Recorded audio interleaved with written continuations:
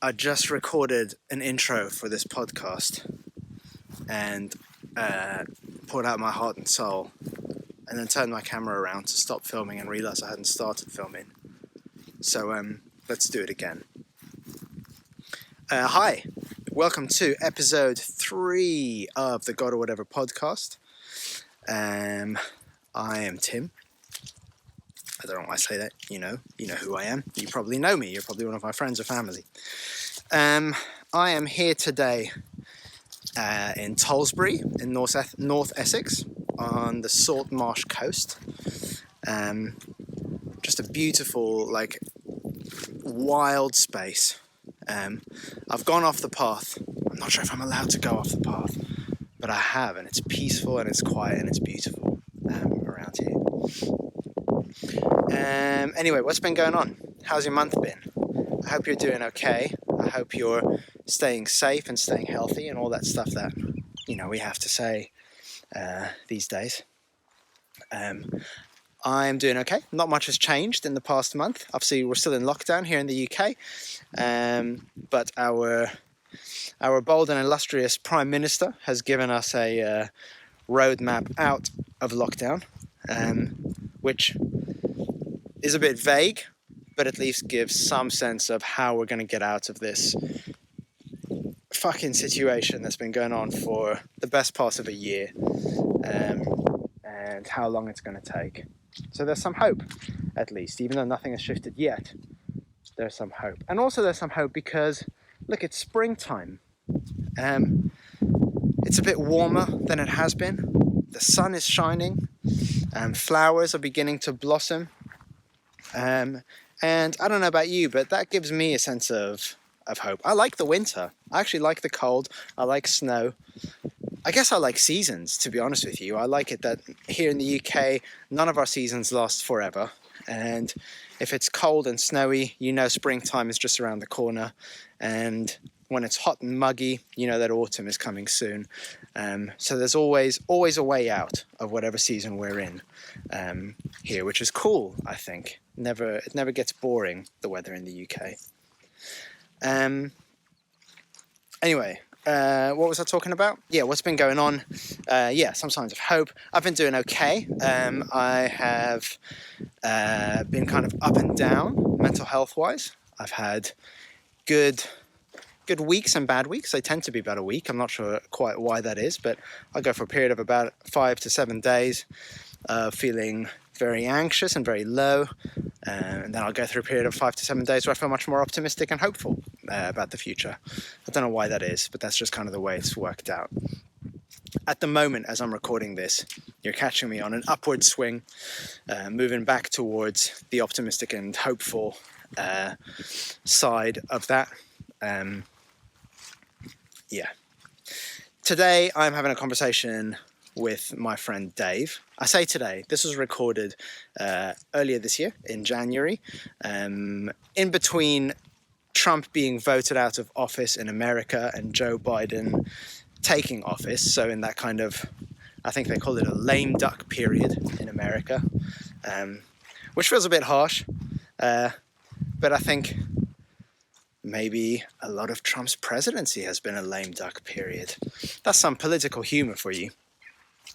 So I'm just giving you that context because we talk a little bit about politics, particularly about disagreement, how we disagree well with people who we love, how we build communities and societies with people around us who maybe hold views that we disagree with, even views that we find horrible, distasteful, disgusting.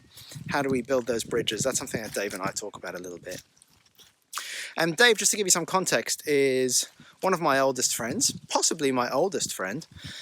Not in the sense that he's old, he's the same age as me, but in the sense that our friendship has been around on and off for most of my life. We met in primary school when I was living in America, in Monroeville near Pittsburgh. And then when I moved away from America, we lost touch for a good long time. And then one of the very few positive things that you can attribute to social media is that we found each other back, thanks to, I think it was probably Facebook. I can't quite remember which network, or maybe Twitter. I don't know. Who cares?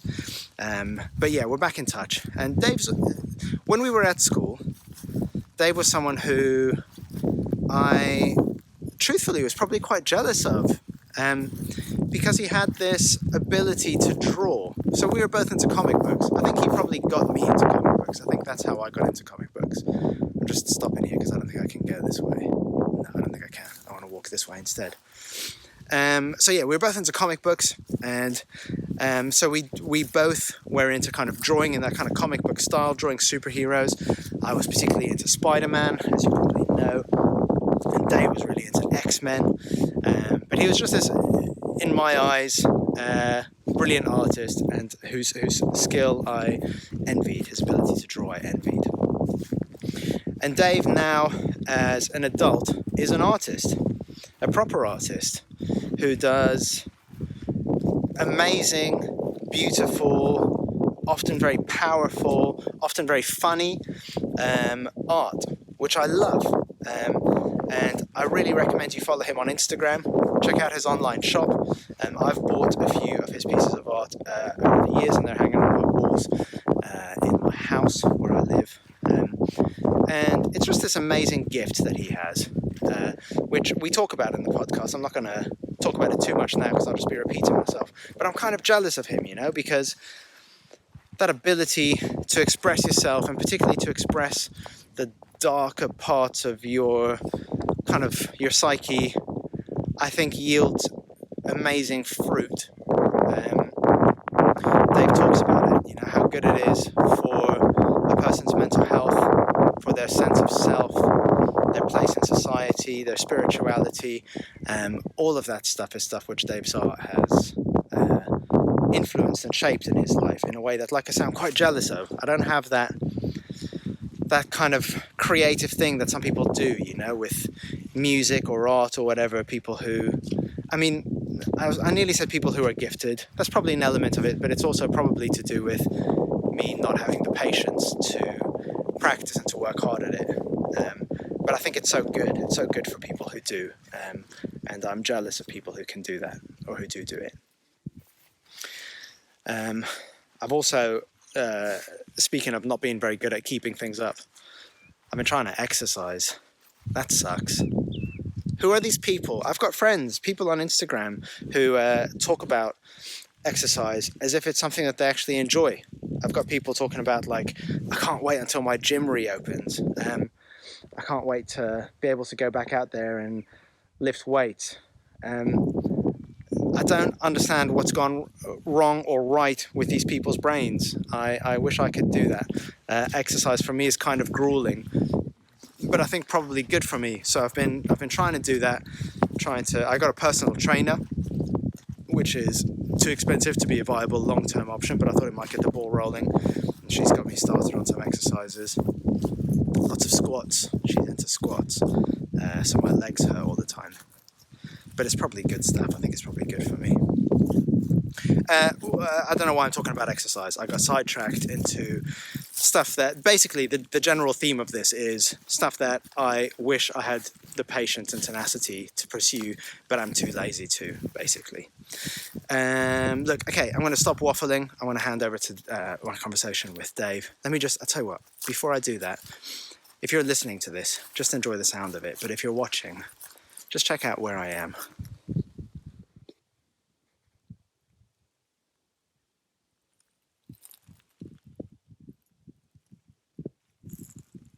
This is that silence.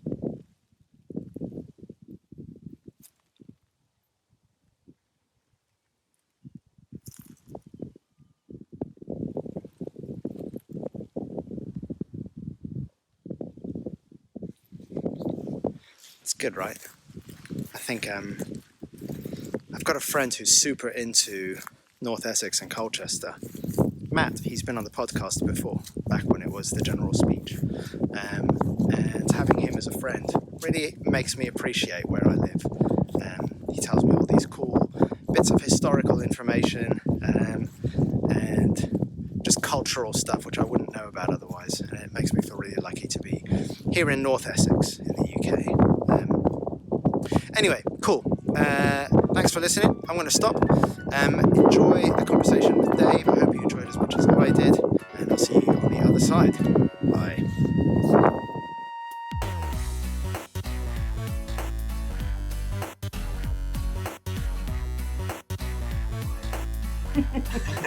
Hey, where are you, man? Is this your new place? Yeah. You haven't seen it. You were at the old place before that situation kind of dissolved. This is much nicer. Your old place was a shithole, man. Yeah, it was terrible. I was living in squalor. Yeah. I can see you've got the soup Nazi there up on your wall. I do. I can give you a little bit of my wall of fame. Some Slipknot merch. Yeah. Here's one from our days together. Oh man, awesome. That's cool. That's grade 2. I believe we were pals then. That was like the peak of our friendship, I would have said. Yeah, I think so. Yeah. The first peak. Of course. This is the real peak. But Right. This is like, so second grade was like the first COVID spike. You thought like, this is as good as it's going to get. And now we're in the like, whoa, shit, I didn't realize it would get this good. Wow. I did not see this coming. How are things there, man? How's Pittsburgh specifically and like America more broadly? Hard to say. What level of like lockdown are you at the moment? It's not as strict as the first round was. Okay. I think it should be. Yeah. I feel like it's a little more like lackadaisical this time around than it should be, and it's like kind of what's the point? But I mean, I've been kind of sequestered here for months. I only leave to get groceries, so I'm just trying to. And are you like, do you live alone? Yeah, I do. So we're in the same boat. So I've been like, for the past kind of couple of months, pretty much the same. Like I go out once a day for a walk, sometimes manage to meet a friend, sometimes not. But the rest of the time I'm just here apart from when I do my shopping. Right. Well, you've got a cat. I have 2 cats. 2 cats. Yeah. I have 2 couches, so I just talk to my couches. Sweet, man. The couches are less likely to piss on your stuff, so there's that. You'd be surprised. Oh, really? Those kinds of couches. I mean, how are you? Because this is like everyone hates it, but I hate it. Like I am not like, I'm introverted, right? Like I like my own space, but this year, or this past year, I should say, has really helped me to realize like, yeah, but I also really need other people as well. Like I've had too much of my own space, and man, like my mental health is like all over the place. Like it's just sucked. Like, are you coping all right? You doing okay? I actually am, surprisingly. I mean, I'm the same, like very introverted, and between that and most of my hobbies and passions revolve around art and kind of doing things alone anyway. So I feel like in that way I'm kind of better equipped than most people at spending huge amounts of time alone. Yeah. So I'm kind of, I feel pretty good, in normal life I would, every night kind of have the internal debate of, do I see my friends? Do I work on things? And no matter which way you go, there's some kind of guilt. Yeah. And now I feel like free from that. It's like, well, the choice is taken away. And it's like, well, I can only work on my art. And, I can still talk to my friends via Zoom and text and FaceTime. And, the level of connectivity is still there. That's really cool. And I wonder, so just yesterday I was listening to a podcast. Have you ever heard of Hidden Brain? Have you heard of that show? It's an NPR thing. So it's just like it looks at like the science of the mind and psychology and that kind of stuff, which I kind of find a bit interesting. And there was one about kind of, they were talking about waiting, but they were specifically talking about like waiting for COVID to be over, basically, and how to cope with the kind of you know, often when you're waiting, you have a kind of like, I know that in half an hour or in a week or in a month or whatever, I'll stop waiting. But with COVID, there isn't that. It's just kind of like, we don't really know. It could still be here another year. It could be by next month. Things are a lot better. Who knows? Right. And he was saying, the guy, that like one of the things that really helps people when they're stuck in the position that you and I are stuck in is having, like getting into like a state of flow. You know, that concept of like, yeah, when you're like just pushing yourself hard enough that you're able to lose track of time and that kind of thing.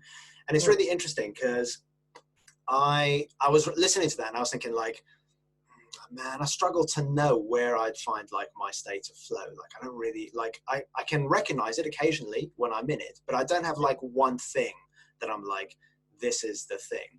And I wonder if maybe art gives you that, if maybe the fact that you've got that skill and that talent and that thing that you've refined means that maybe having that has been a real like lifesaver during this, because you've got that outlet.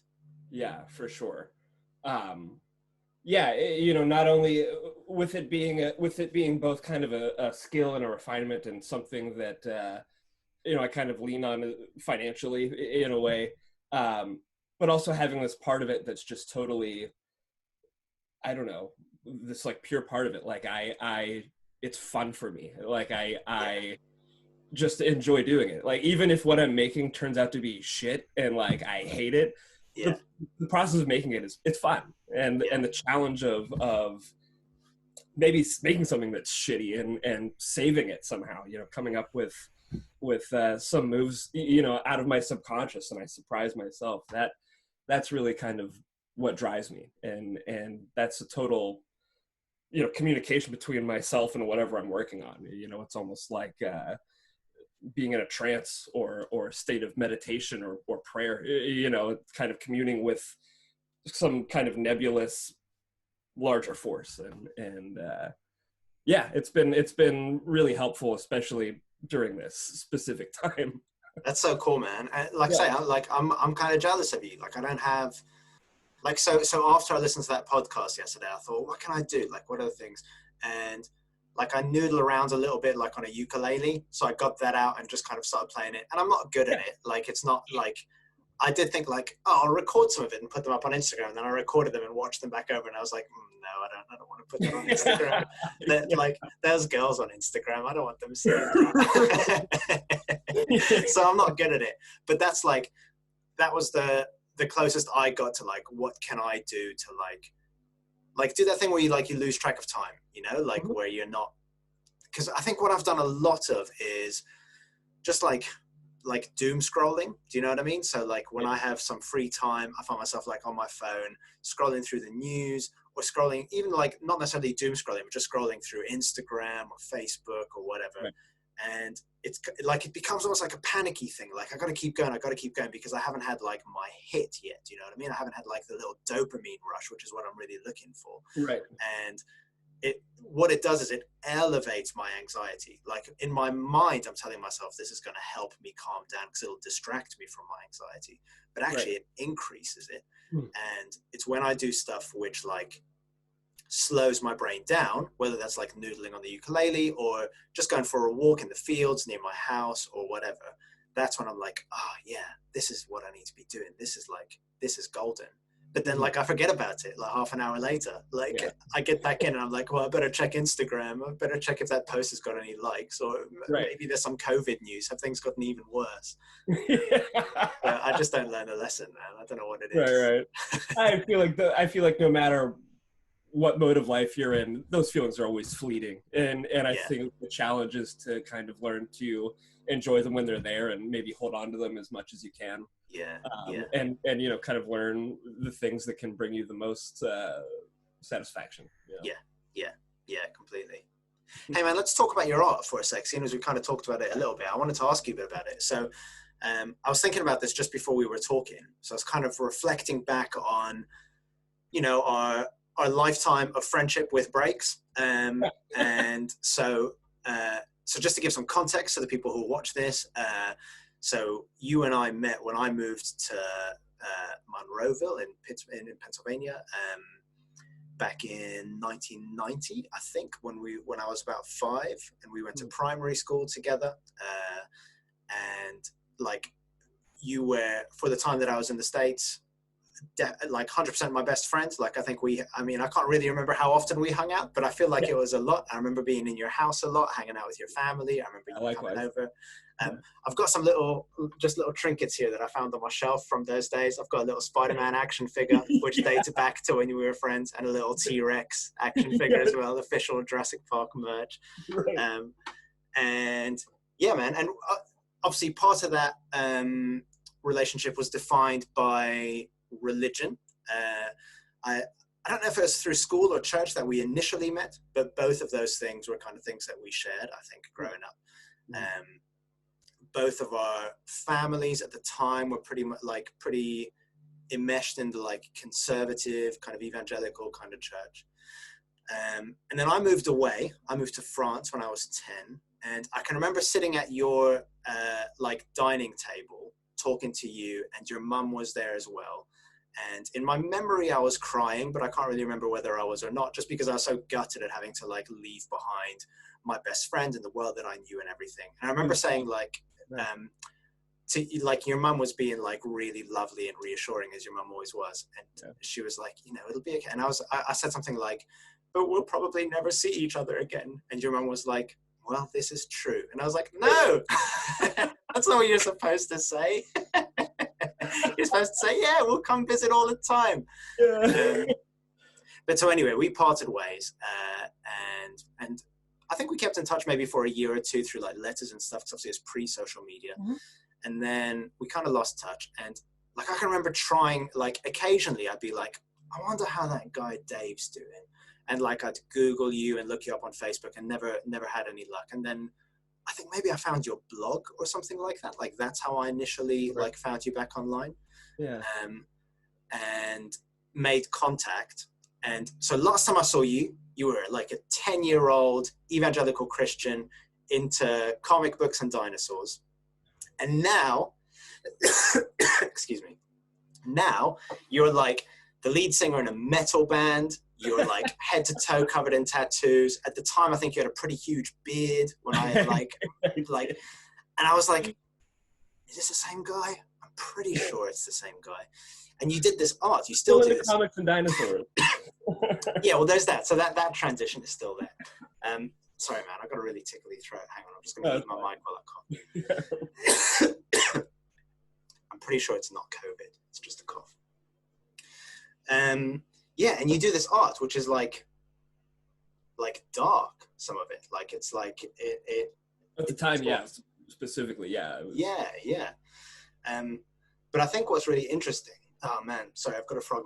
I'll be right back. Let me just go get a glass of water. This is a really interesting point. I hate cutting across it. I'll be 2 seconds. I'll be back in a sec. Don't worry.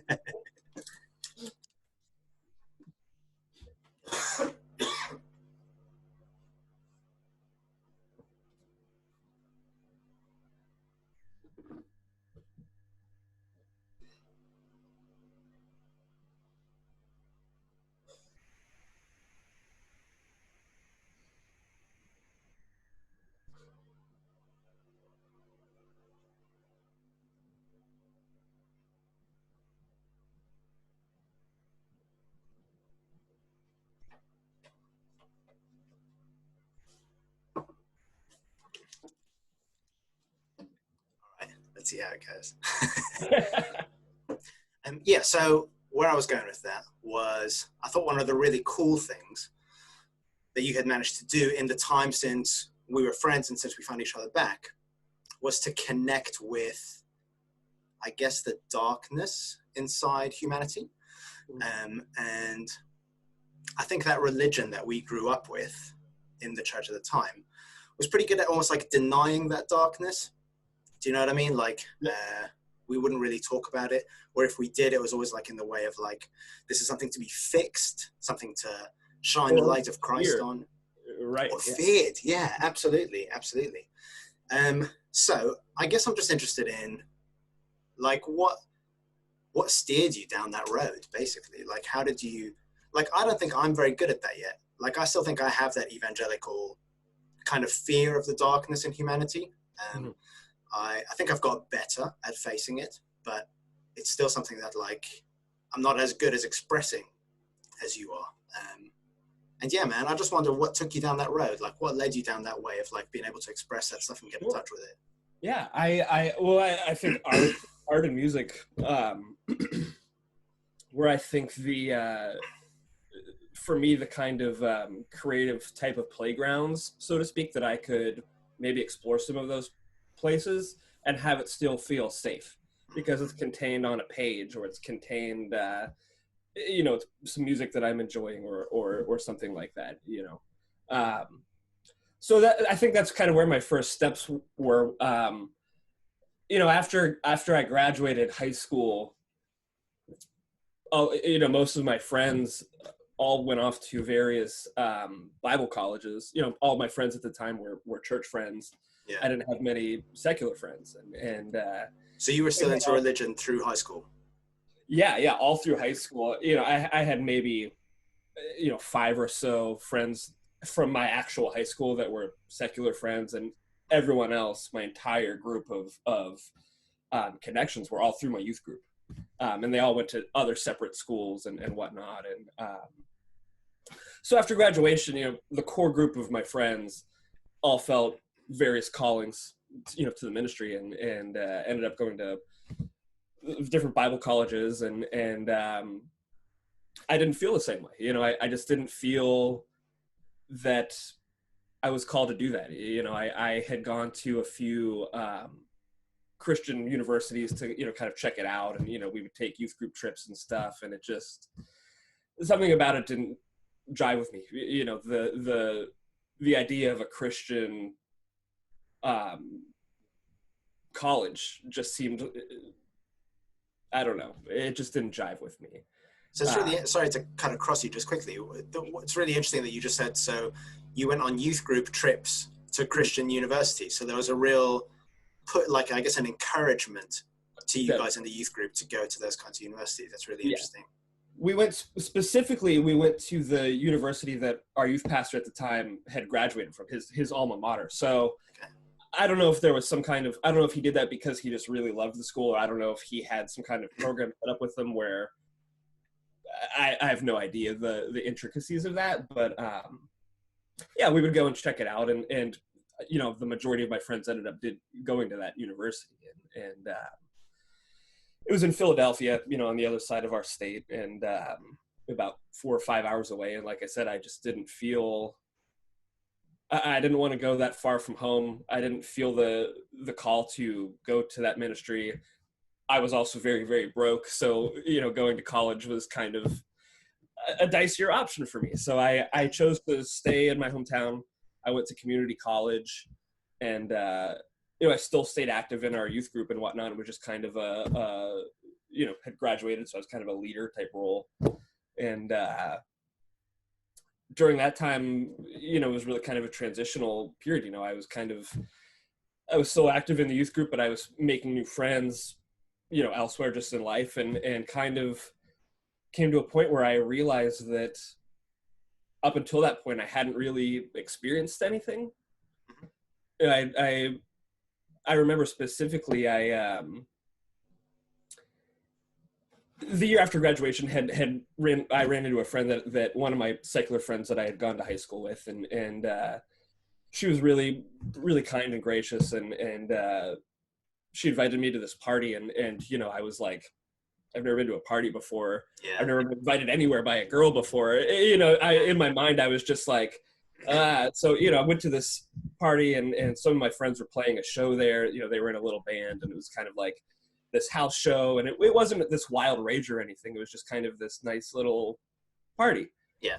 And I was like, wow, in my mind, parties are like what you see in movies, these rages where like women are topless and guys are like getting in fights and doing keg stands. Yeah. And I was like, I've got this all wrong. I've been taught that everything in life is one way or the other, and I began to kind of see that there's more to life, and I had not been experiencing it. Yeah. And I think that's the point when I kind of made a decision that I wanted to get into a little bit of trouble. You know, I wanted to like sneak into places. I didn't start experimenting with alcohol or anything until much, much later, but like, I wanted to, you know, stay up all night with my friends and like, you know, just experience more in life. Yeah, yeah. And I guess with that came more of the acknowledgement of just being human and you know, some of the darker feelings that you feel, and yeah, kind of went hand in hand. That's really cool, man. I can so strongly relate to a lot of that. Like, I can remember exactly that thing about being invited to a party and like feeling like, oh, I don't know, what if they, you know, like, you know, the Beastie Boys video for Fight for Your Right to Party, and at the beginning they're kind of like, I hope no bad people come. That's exactly how I felt. Like, I was really like, but really, I do hope no bad people will come. Right. Will people be taking drugs? Like, and it was a thing that I was really scared of, because it had been like bred into me to be scared of that. Yeah. And yeah, like I can remember those first, like, yeah, being in the same kind of place as you, where what you've just described, I guess when I was kind of like 19, 20, 21, those first kind of like, you know, stuff that people do normally at like the age of like 14, where it's kind of like, oh, I can push the boundaries here a little bit. I can remember as like a 20-year-old getting into like smoking cigars, which now is like now I look back on that and I think like, people who smoke cigars are dickheads for the most part. Like, I don't want to be a cigar aficionado. Like, right, kind of like horrible people. But yeah, like I got into it, and I think it was mainly because of that kind of like excitement of kind of like, here's something that I always thought was really, really wrong. But actually I've done it and it hasn't hurt me, and I'm okay now, apart from that smoker's cough that you just heard. That's right, still right, lingering 15 years later. Exactly. Yeah. You know, it's, you know, this kind of level of being able to experiment with these things that you are taught are taboo or kind of forbidden. Yeah. And, you know, realizing that they won't hurt you or kill you or necessarily even change you unless you let them. Yeah. You know, I was kind of led to believe that if I went to a party, I would become this kind of degenerate. Yeah, man. You know, yeah. that, as if I have no, you know, free will of my own to choose. And I mean, that was my biggest fear. Completely. Like, so I didn't drink alcohol until probably just a few years ago, 2 or 3 years ago. And I never quite managed to articulate why that was. And it's only recently, looking back, that I realized that actually the reason why I didn't drink alcohol was because I was pretty much convinced that I was probably an alcoholic, even though I'd never drunk alcohol. But I just thought, if I start, like if I have one beer, then it's all downhill from there. Like the next scene is me laying face down in a ditch somewhere, like having completely given up on life. And just that kind of like slippery slope kind of mentality. And you know, it's really like from a theological perspective, what's really messed up about it, I think, is that actually a lot of the, like, not just the Bible, but let's say like religious traditions are really good at staring down the darkness in humanity and facing it and not being scared of it. But we've taken those things and shaped them into something which like creates these like barriers, these boundaries, which we're really scared to cross. But actually, when you read like the Psalms in the Bible or whatever, like some of those things are really dark, like really messed up. Like there's really violent Psalms, there's really like depressed Psalms. And we've got this like tradition and this language. I mean, as in like us religious people, we have this tradition and this language that at its best should be about helping us to face that stuff down and making our peace with it and not being scared of it. But at its worst, completely demonizes that stuff and like others it. So it's like that, you know, that's the language of the people out there who aren't saved. And here inside our bubble, everything is sunshine and roses and beautiful because we've got Jesus, so everything is fixed. And we have to believe that, because otherwise what's the point? You know, like, why are we doing this?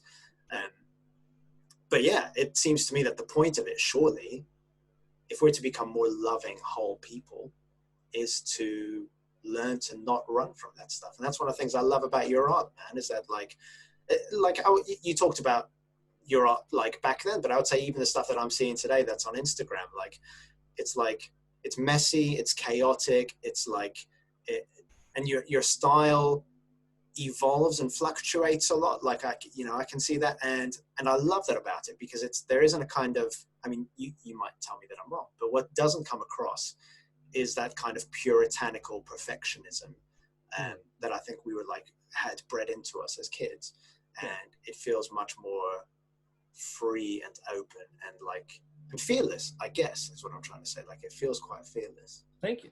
It's taken work to on both sides, the technical aspect and also the connectivity with the internal experience. You know, I have loads of sketchbooks from high school, you know, full of drawings of Spider-Man and Batman that are, you know, just like obsessively perfect and like shaded. And, you know, during that whole time of high school, I wanted to be a comic book artist, and it really kind of matched that. You know, everything should be clean and square in its box and planned out. And, you know, not that I really kind of thought about it at the time, but, you know, as I was kind of taking steps to kind of, you know, connect more with myself and experience life and what it is to be human, my art also kind of mirrored that. And, you know, I began getting messier and collaging and just kind of not worrying about so much the perfection of the technique, but rather what I want to get across. Yeah.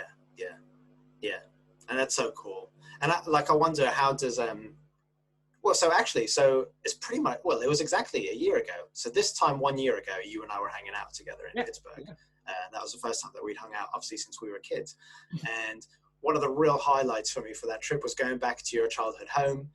And you were like in the car, you were like, my mum will know that it's you. She'll recognize you. And I was like, how will she recognize me? She hasn't seen me since I was 10 years old. Like, and we walked into your door, and before she'd even seen me, she heard my voice, which is not the voice of a 10-year-old boy anymore. I mean, it's not far off, but it's technically not.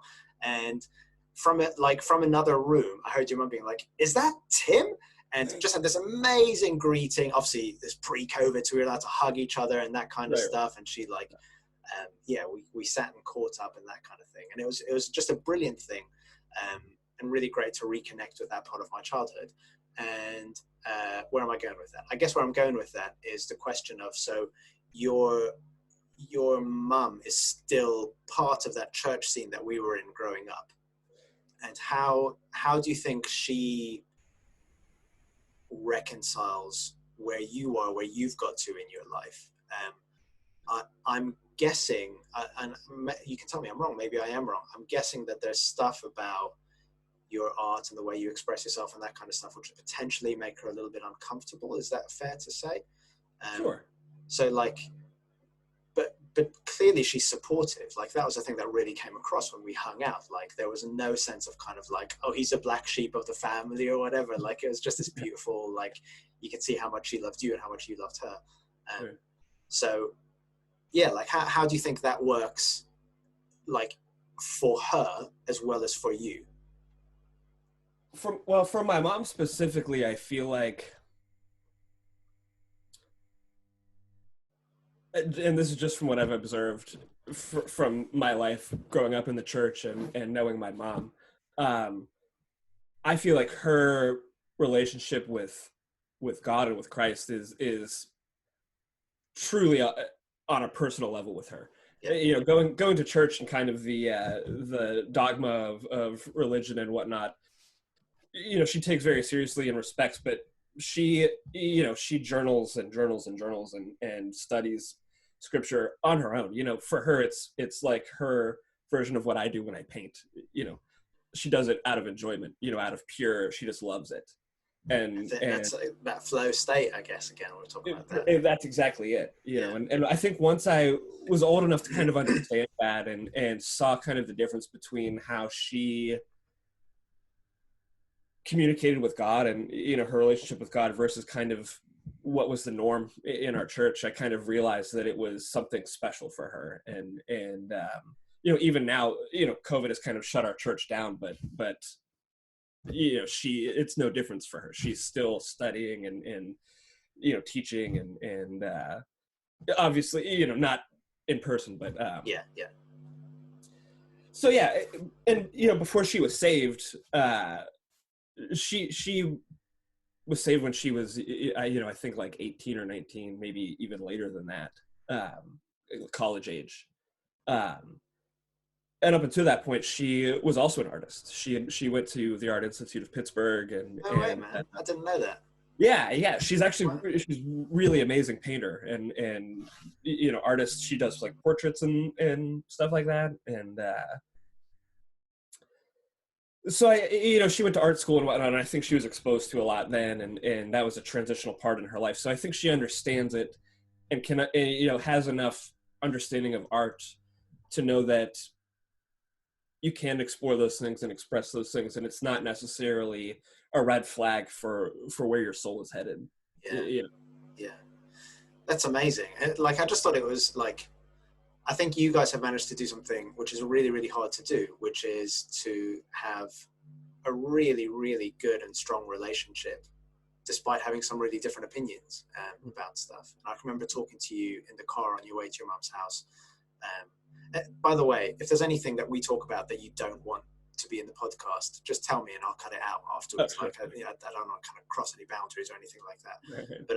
But I can remember you telling me that your mum and dad, I think, were Trump people, and how difficult you found that to reconcile, both in terms of your own personal understanding of spirituality and faith and that kind of stuff, but also in terms of how you politically, and how you see the kind of the wider world and that kind of stuff. And like, we've had a similar thing here with the Brexit stuff. Like, it's been such a divisive thing. And I think Trump and Brexit are quite comparable in the way that they're like there are very few people who don't have an opinion about that stuff. They're either you're either 100% for or 100% against. And so the Brexit stuff is like torn families apart, ruined friendships, that kind of thing, in the same way that the Trump stuff has over there. And I am really lucky that, like, politically and probably, I guess, on a religious way as well, my family are more or less on the same page as me with most stuff. So when we talk politics or religion, we don't end up like arguing, really. We kind of end up agreeing with each other. And it's quite, if anything, it's quite a boring conversation because we're all on the same page. But there's something like, I guess, like finding that balance where you're able to quite strongly disagree with somebody, but still absolutely love them and want what's best for them and see the goodness and the beauty in them. Like, I don't know, man. I feel like that's a rare thing. And I think that's a really cool thing that you guys have managed to do. I mean, a lot of that is I think just my mom and her, her just inherent kindness. She's just a kind person. And I think she was like that far before she identified as a Christian. As just kind of part of who she is and part of what she passed on to myself and my sisters. And I think, also kind of rubbed off on my dad. He's become, definitely a lot more like her. The older that they've gotten. A lot less strict and aggressive and just more kind. That's cool, man. It's really like, I feel like that's such an important thing, because it's really easy, I feel like, when you're talking about broad ideas about politics and religion and that kind of stuff, and you're talking about like broad groups of people, it's easy to dismiss them.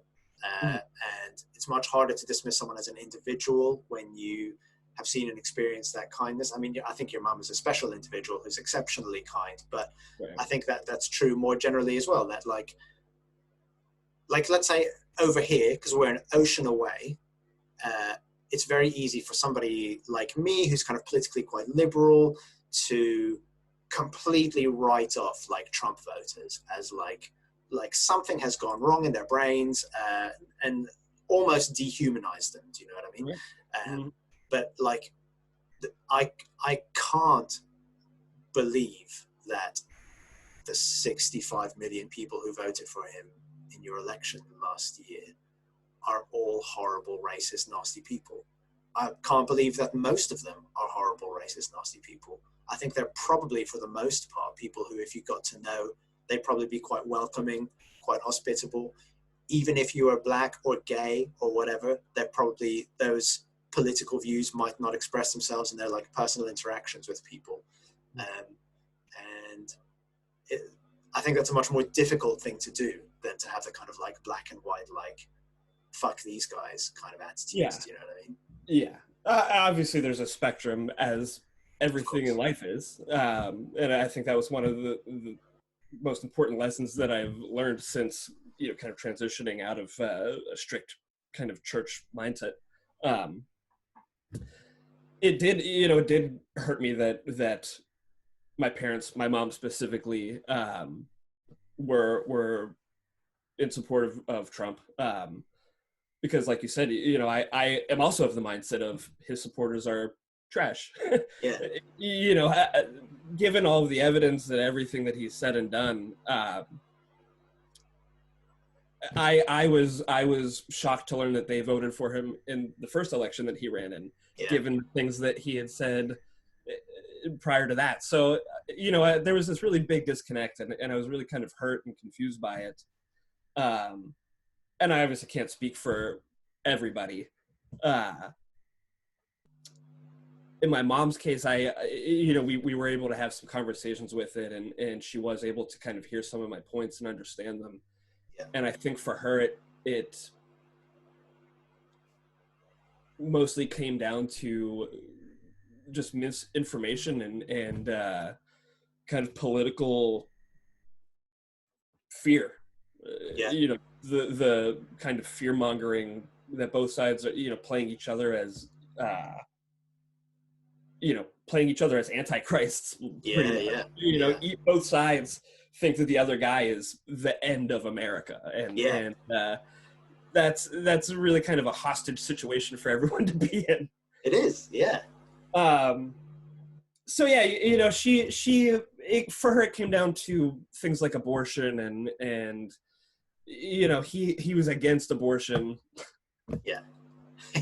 I don't know if I really believe that a guy who's been a millionaire his whole life and lives his life like that has never paid for an abortion. Yeah, I find that hard to believe. I find it hard to believe, but I can't say anything. I don't know. But so her thing was, he opposes it, and that's the important issue. And the conversation I had with her is like, I understand that that's an important issue to you, but there's larger, more important issues for everybody that we need to kind of solve before we can pinpoint, these kinds of gray areas that you could battle back and forth on. Yeah. There are larger, kind of more apparent problems that we can tackle. I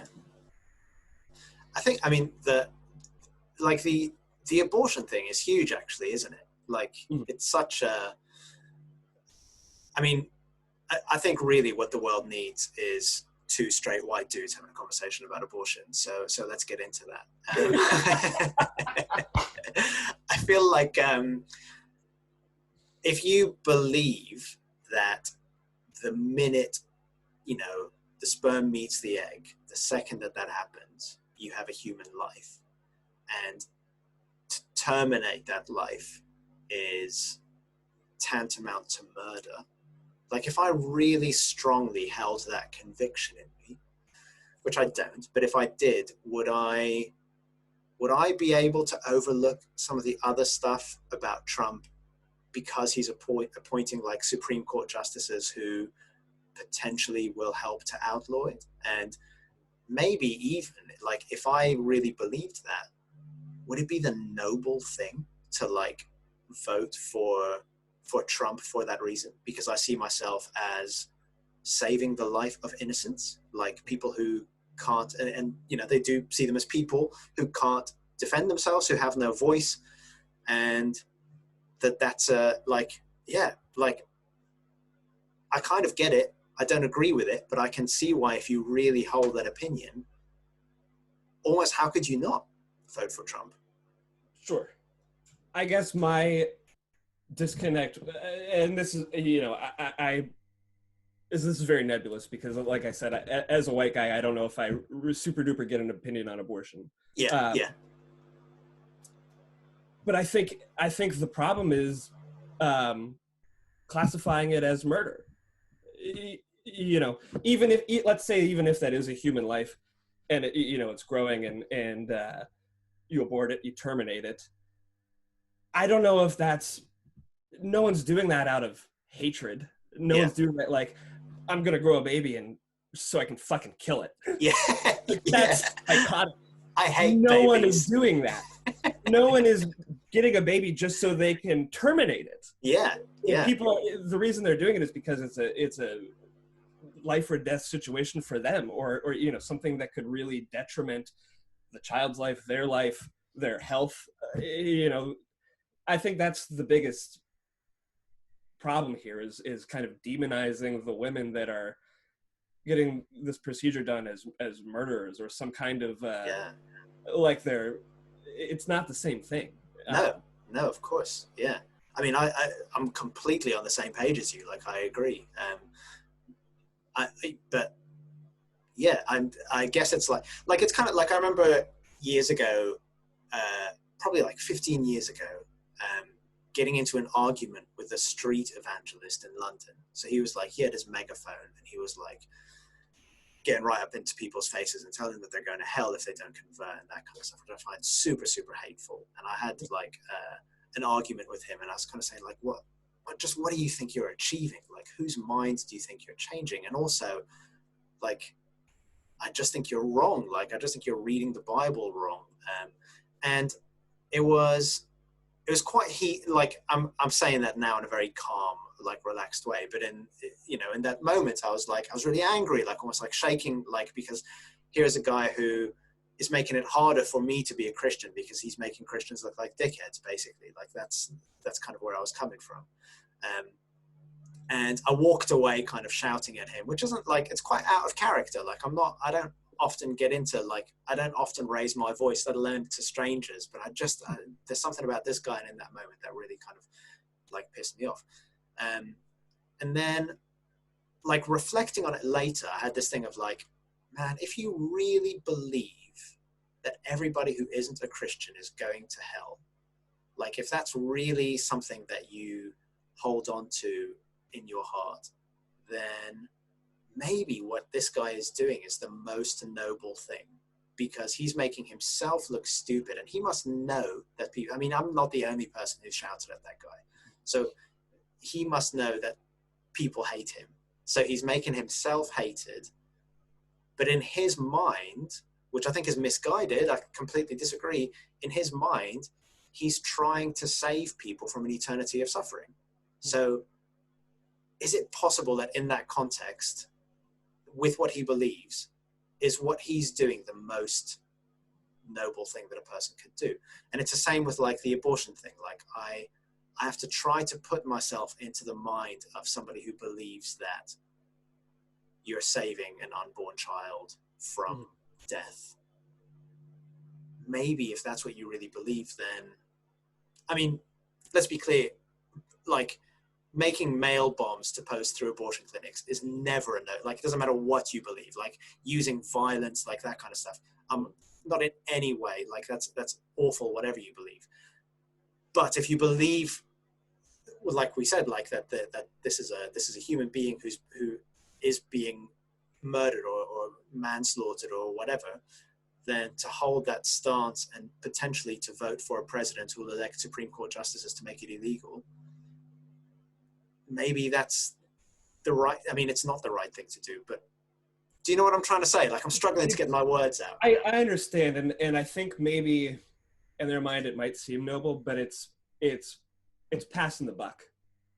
It's not taking responsibility for it, saying, I'll just choose somebody and they'll deal with it. They'll make it law. And then, done. Yeah. And it's not if it was true nobility, you'd be taking care of homeless kids that have been born, and maybe should have not been. Yeah. or the myriad of suffering kids and moms and families that are suffering. No one cares. No one raises a voice about them. It's only when they're murdering or taking care of that that they seem to care. And that's, like I said, it's not taking responsibility, it's passing it. Yeah. And that you're absolutely right. I think the thing that I find so hard to reconcile with that worldview is like the Trump administration putting kids in cages. Do you know what I mean? Like, Yeah.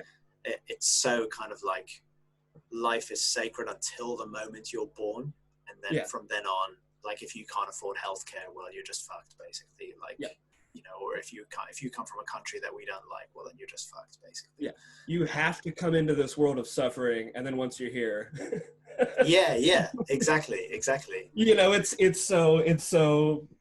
the opposite of love. You know, it's not understanding, it's not loving, it's not compassionate. And I guess that's the, like, maybe the difference between someone like Trump or Mitch McConnell, or let's say over here, you know, Boris Johnson or whoever, who are, as far as I can tell, cynical players, people who are using people's held religious beliefs to push forward their own agenda, to seize power for themselves and that kind of stuff.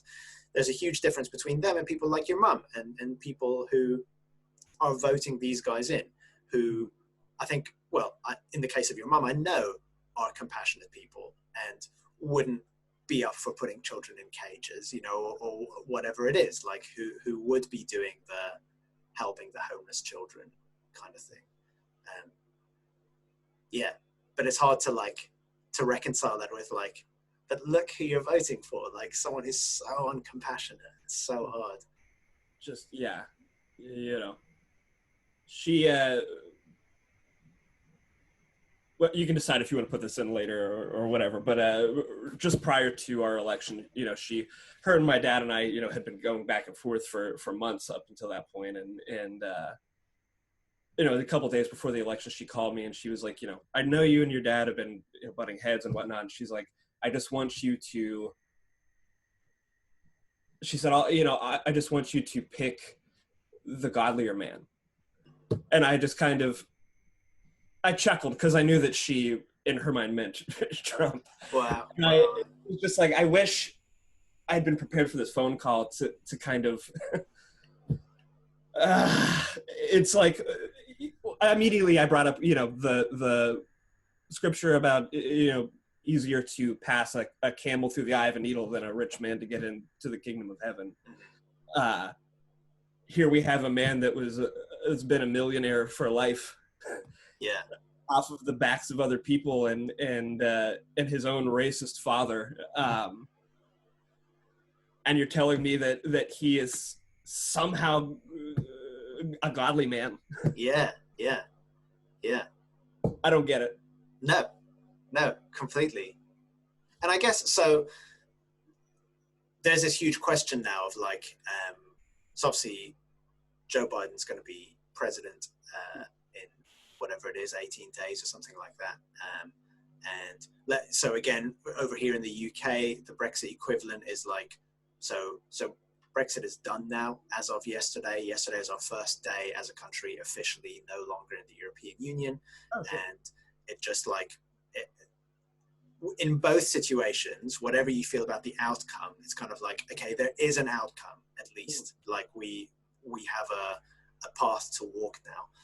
And I guess a huge challenge to both, like, the political elite, but also to you and me, is how do we try to, I guess, heal those divisions? I mean, that's such a, like, lame thing to say, but, like, how do we walk forward with people who we've so, like, strongly disagreed with over the past 4 years or whatever?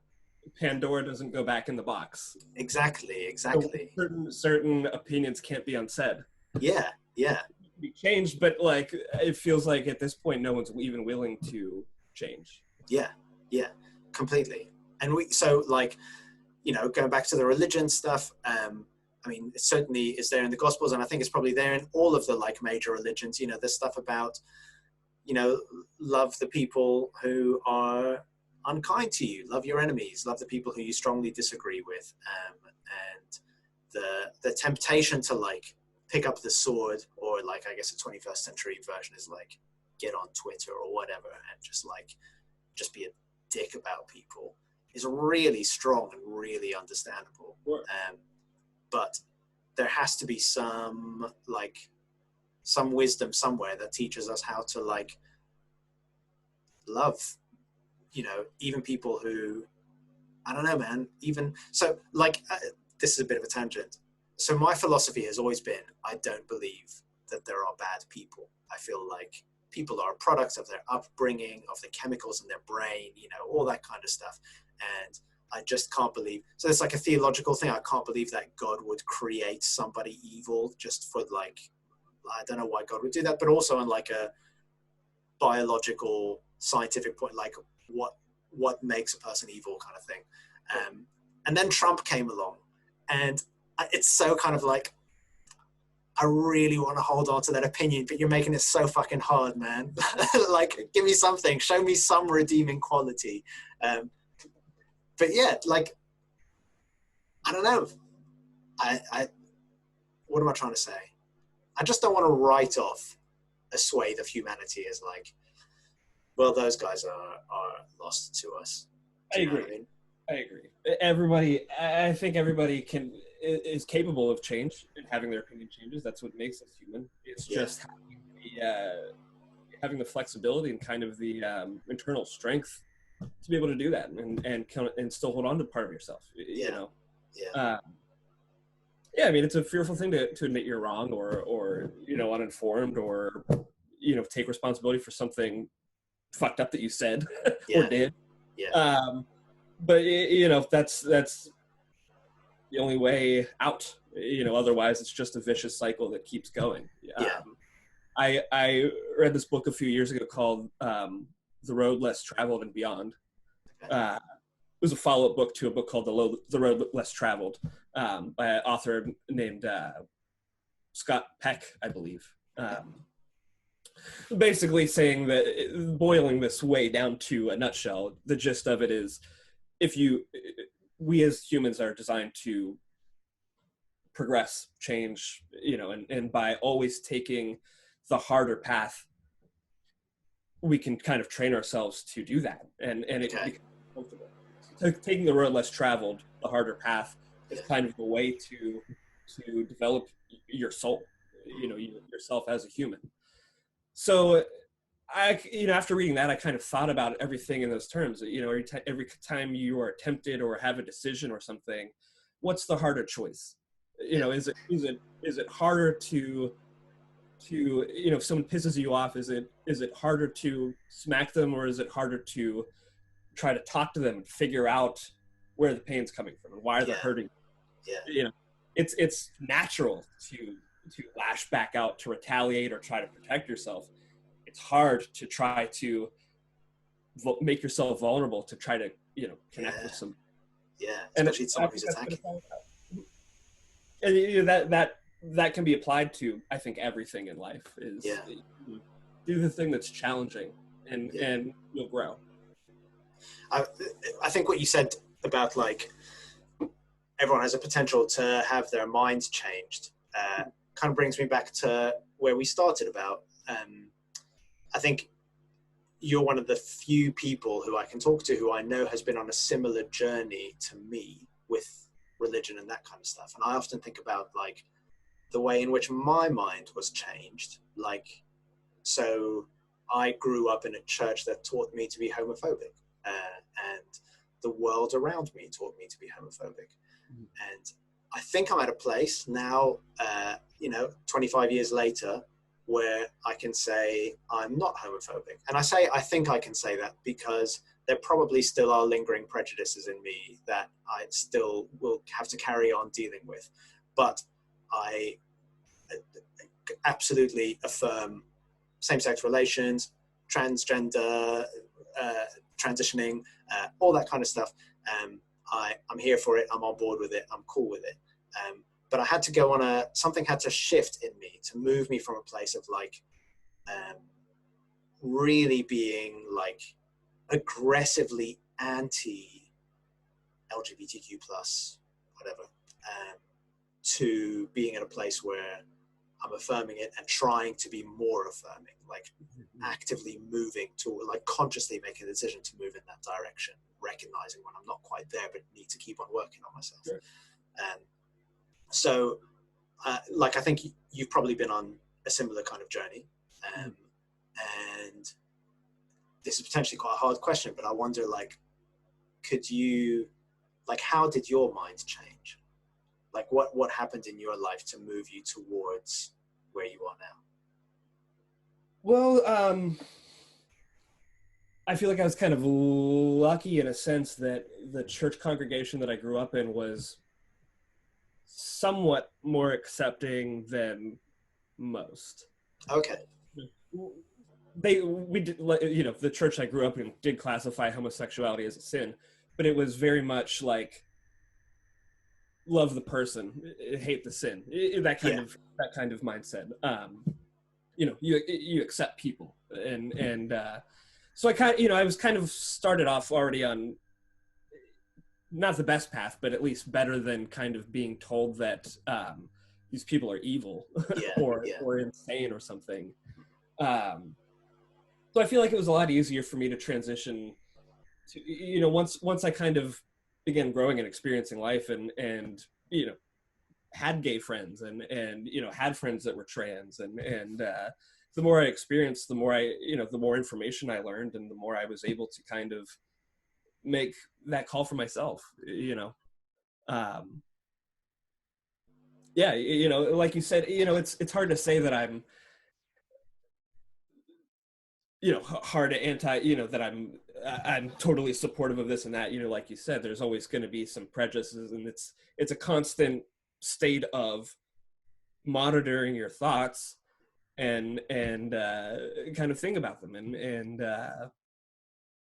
you know, constantly taking in new information and processing that and applying it.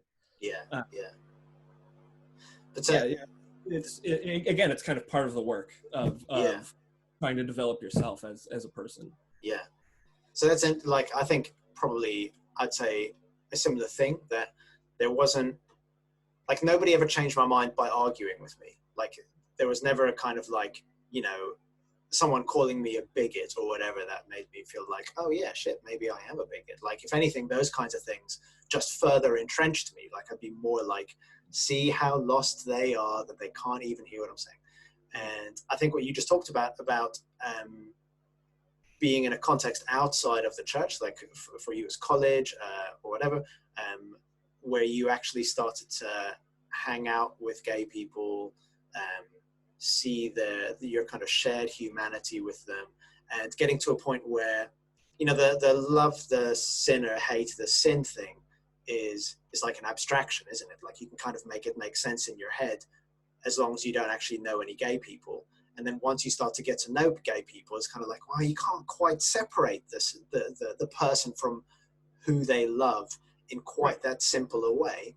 And I can't believe that this good person who I'm hanging out with, or this person who's like me, not necessarily good, but who's flawed and messed up just like I am, and good just like I am, I can't believe that God hates them more than they hate me. And so I can't believe that God hates who they love more than who I love. Do you know what I mean? Like, it was that kind of interaction with people, I think, rather than like an intellectual idea that began my shifting. Once you live life and you accept it for what it is, all of that becomes unraveling. You know, it's impossible to have that kind of black and white mindset in this world. It's just not. It's not real. It's not realistic. And the people that are still hanging on to that black and white mindset are the ones that are so entrenched in these ways that you know, they're just kind of doing so much more damage than good. There was another point I was going to make, but I forget what it was. That's all good. Well, look, man, like I said, we'd take about an hour, and I think we've just gone over an hour, so I won't keep you for any longer. But thanks so much for making the time to chat. And like, I'm really glad that we're still friends. Do you know what I mean? I'm really glad we found each other back. You know, for all of the shit that social media does to people, one of the good things about it is it kind of brought us back together. That was going to be my other point. I'm sorry to... Oh, go back to it.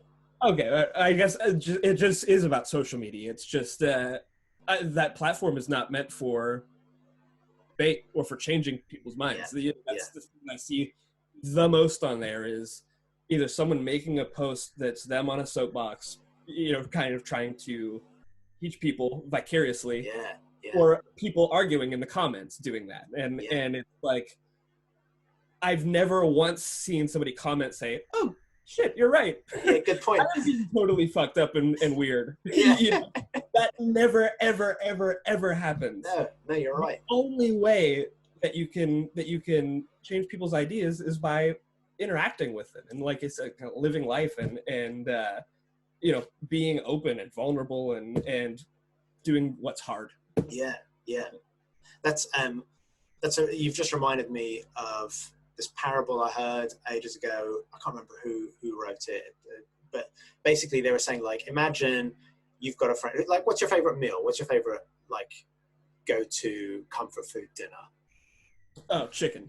Okay, cool. All right. So you've got a friend who's never had whatever, like KFC, like chicken, and the you want to share the joy of that amazing meal with them. And so what you can do is describe it to them, and you go like, so you get this bird and you kill it, and then you cook its flesh, and then you like chuck it in oil, and as you describe it, the person's getting more and more convinced that like, this is fucked up. Like, I don't want to go anywhere near this. The way to convince somebody is to like buy a bargain bucket and have them smell it and see it and experience like the salivating kind of thing. Like just it's the lived experience, which is ultimately going to change their mind. Right. And Right. I think that touches on what you've just said, that like, That's a really good point. like, and I do it all the time, or I mean, hopefully less these days, but occasionally I still find myself doing it. I'll see something on Facebook, and it's usually Facebook rather than any of the others, that makes me so angry that I comment on it, and then like a day later I'll be like, oh man, you got sucked in, like, and it just has achieved nothing. Like, all you've done is put more anger into the air. Do you know what I mean? Like, you haven't changed anyone's mind. Yeah. It's like a pull ball effect. You leave a comment and then that attracts 20 negative and 20 positive comments, and then it's just it becomes this fucking spaghetti plate of hatred. Yeah, and yeah, yeah. nothing ever gets solved or talked about. Yeah, yeah. And what you want to do, I guess, is bring those different sides together over real spaghetti, maybe. As it, like, everyone loves spaghetti, right? That's the way to lure them in. And then just like have a meal together and like talk to each other and see each other's humanity and that kind of stuff. I guess maybe that's the like finding some hope in all of this, like whether it's the Trump stuff or the Brexit stuff or even the COVID, like all of the kind of the stuff that feels so dark and so scary in the world. There is a hope that that kind of like community, informal education, bringing people together kind of stuff, there is like, that provides us with some light and a way out of the kind of dualism and the divisions of society. My big worry, my big fear, and I talk about this with my therapist a lot, is that my fear is that it'll take something extraordinarily bad to get people to have to lean on each other. Yeah. And have to live in context with each other where they can learn that we're all same and okay. I hope it doesn't get to that point, but I know, but it like you said, everything just seems so I don't know, conflicted now that it's going to take a lot, I think, for both sides to kind of come back and like you said, heal, I guess. Yeah. That's the like I mean, this could start a whole new tangent, and I'll resist the temptation. But the guy I studied for my doctorate, Rene Girard, he talks about the scapegoat mechanism. He talks about like when societies get to the place where our societies are at the moment of real tension and like division and that kind of stuff. Historically, what's happened is that we've used a scapegoat to bring ourselves back together. So you can kind of see glimmers of it happening here and there, whether it's like blaming the Chinese for COVID or blaming like immigrants for taking our jobs or whatever, just the kind of thing of like, yeah, well, at least we're not like those guys, fuck those guys. And then, but with that kind of like, fuck those guys mentality, suddenly we're united again. It doesn't matter that you're a conservative and I'm a Labour voter, or you're a Republican, I'm a Democrat, or you're a Christian, I'm a Muslim, because we've got that kind of like, well, at least we're not those fucking guys. And so Girard talks about like, it fulfills a real function, the scapegoat function, because it does bring people back together. But theologically, the challenge is when Jesus like was nailed to the cross, the message for humanity was like, God's on the side of the scapegoats. So whoever it is that you've picked to like hate in order to unify yourself, that's where God is. God's on their side. So you don't have that option theologically anymore. You can't do that. So you have to do the more difficult thing of, like we just talked about, community education, bringing people together, informal education, like that kind of stuff, community organizing. But that's much more difficult. It's in our nature, it's in our DNA to like look for a scapegoat so that we can, like we do it on small scales all the time. Like, you know, with our friends, we bitch about people, and the purpose of bitching about people is to bring us as a friendship group closer together. Like I've noticed myself doing it. Like if I'm struggling to make conversation, I'll be like, did you get a load of what that guy posted on Facebook the other day? Oh yeah, man, what twat. And you get into that, like, and suddenly you're like, we're best friends. We get on so well. Whereas just a minute ago, we were struggling to make conversation. Right. But for me, the whole point of the gospel story and the Bible stuff is like, you can't do that anymore, man. That's not an option I've left open to you. You have to find another way. The scapegoat thing just shifts the hate to a different group. Yeah, and that's right. You know, then you have this conflict between these two groups, and that lasts however many decades. And then, you know, there's another shift, and you find a different scapegoat. And then there's, you know, it's just like I said, it's just this vicious cycle. And I don't know if have you read the Watchmen, the comic Watchmen? Yeah, man. Yeah.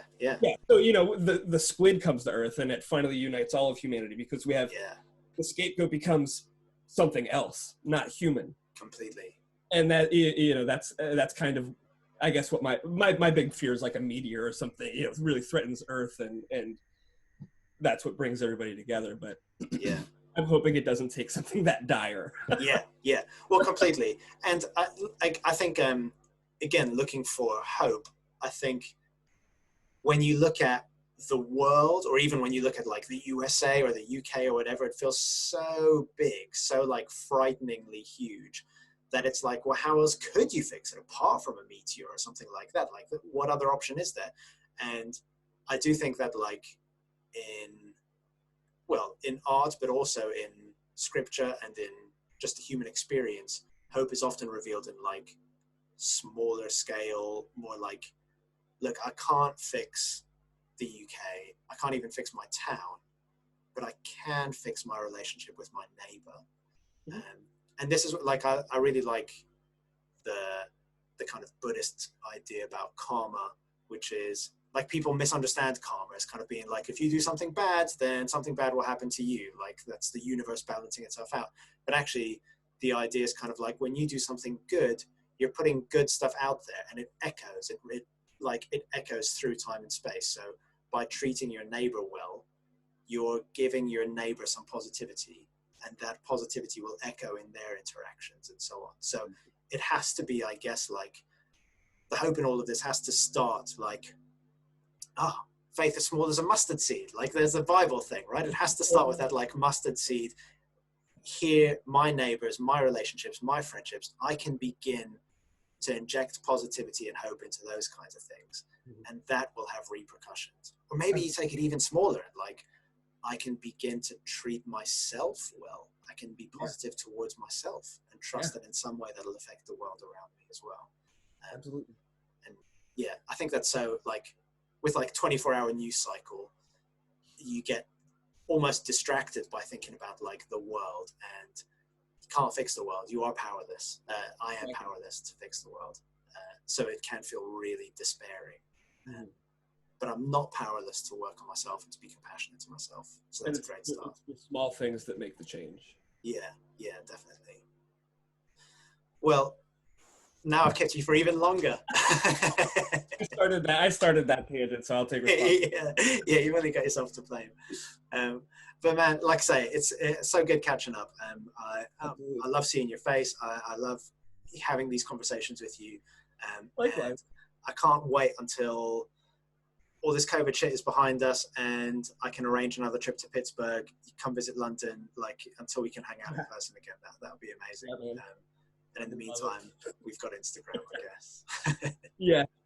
We could even do this more often. It'd be great. Definitely, man. I'm well up for that. Yeah. Cool.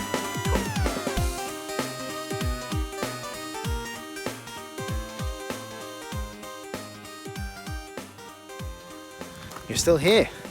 Thanks for sticking around. I hope you enjoyed that as much as I did. I loved talking to Dave, and I hope that you benefited from his wisdom as much as I did. While you were listening to that, I took a little stroll, and now I'm here at Tollsbury Marina, where there are lots of precariously balanced boats on dry land. As someone who doesn't know much about boats, there's lots of unanswered questions. How did they get there? How are they so well balanced? I don't know the answers to that. Hey, you know what sucks? When I started doing this podcast, I invested in getting quite an expensive microphone and a decent webcam when I started doing it on YouTube. But these bits that I just do on my iPhone always come out looking and sounding better. Why is that? Is my tiny little iPhone camera really that much better? And is the speaker that much better, or the microphone? I don't know. If you know anything about that kind of stuff, I'd love to get your advice on how to make the podcast sound better, because I don't really know what I'm doing wrong. Maybe it's a Zoom thing. Maybe Zoom compresses the file too much. I don't really know. Cool. Thanks for listening. Just do a slightly lame thing before you go, something I feel a bit awkward about doing. But if you enjoyed this episode, and if you enjoyed the podcast, would you consider giving a little like either on YouTube or on Apple Podcasts or Spotify, subscribing if that's in your wheelhouse, and maybe even on Apple Podcasts leaving a review. I love doing this. I really love doing this. It's so much fun and I get so much out of it. But I don't have the time or the resources, unfortunately, to invest as much time as I'd like in it. And if I could begin to grow the audience a little bit, maybe that would help. I don't know. So I'm going to do that thing that podcasters and YouTubers do, which is to ask you to like and subscribe, leave a review, tell your friends about it, invite people to listen. It would be great to, like I say, just begin to grow the audience, which could give me some more options in terms of maybe making this something which can begin to sustain itself a little bit more. Cool. All right. Thanks very much. Just before I go, if you're watching, that's Fellowship Afloat. That's a Christian charity that are based on a boat. Cool. All right. Hope you're doing well. I love you guys. I'll see you next month for a conversation, a very different conversation with another old friend who is actually older than me this time, called Lee. So that's something to look forward to for the end of March or beginning of April. All right. I love you guys. Take care. Bye.